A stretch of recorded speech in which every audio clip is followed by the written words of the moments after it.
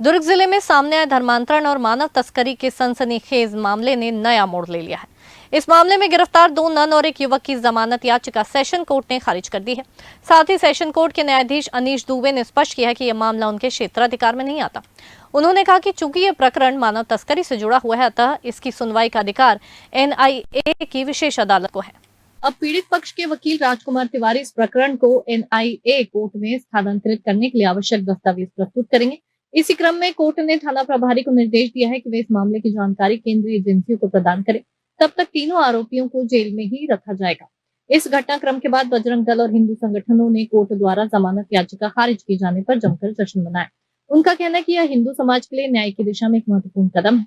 उन्होंने केरल से आए सांसदों और विधायकों पर भी निशाना साधते हुए कहा कि स्थानीय नेताओं की चुप्पी दुर्भाग्यपूर्ण है, जबकि दूसरे राज्य से प्रतिनिधि ननों के समर्थन में यहाँ तक पहुँच गए। जज साहब ने कहा है जो है वो ऊपर कि हमको यहाँ पर अधिकार नहीं है सुनने का, आपको ऊपर जाके अपना एप्लीकेशन देना पड़ेगा, उन्होंने कहा। देखिए इसमें साफ साफ जाहिर हो चुका है जिस तरीके से केरल से जितने लोग आ रहे हैं और पूरे क्रिश्चियन आ रहे हैं और कांग्रेसी इसमें लामबंद हो गए हैं, तो ये पूरा संदिग्ध लग रहा है। दोनों नन जो है 100% मानव अधिकार से जुड़े हुए हैं। अरे भाई जांच होने दीजिए ना, तब तो मालूम चलेगा ना क्या सही क्या गलत है।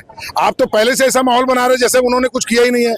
ये पहले भी नारायणपुर से कुछ बच्चियां गायब हुई हैं और अभी जो बच्चे जो पकड़ाए हैं, तो मान के चलिए कि जब संपूर्ण जांच होगा तब मालूम चलेगा कि आगे क्या सब हुआ। छत्तीसगढ़ में कई बच्चियां गायब हुई हैं, तो इस विषय को लेकर के जिस तरीके से कांग्रेस राजनीति कर रही है उससे उनको बाहर जाना चाहिए और पुलिस और प्रशासन को अपनी कार्रवाई करने देना चाहिए ठीक से। अगर ये प्रभावित करेंगे तो हिंदू समाज देख रहा है कि आप विचारधारा और आप क्या सोच रखते हैं अपनी।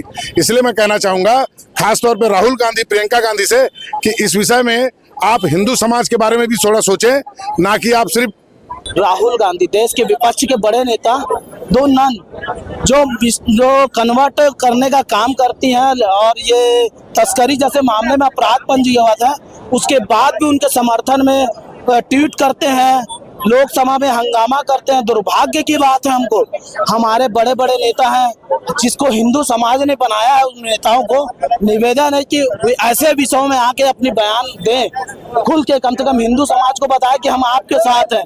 आज कितना भी प्रभावशाली, आज उत्तर प्रदेश को देख लीजिए, योगी आदित्यनाथ खुलकर बोलते हैं कि मैं हिंदू समाज के साथ हूँ।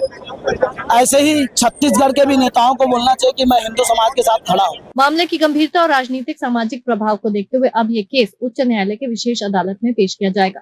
ये प्रकरण न केवल कानून व्यवस्था बल्कि धर्मांतरण और मानव तस्करी जैसे जटिल मुद्दों पर भी गहन बहस को जन्म दे रहा है। कोर्ट का फरमान ये है कि अगर जुडिशरी में बात करें तो माननीय न्यायालय ने सिर्फ यही कहा है कि ये जो प्रकरण है मानव तस्करी संबंधित, इसमें सुनवाई का क्षेत्राधिकार हमारे न्यायालय को प्राप्त नहीं है, इसलिए आप संबंधित क्षेत्राधिकार रखने वाले न्यायालय में जाकर पिटीशन लगाइए और सुनवाई वही होगी, हम नहीं कर सकते सुनवाई।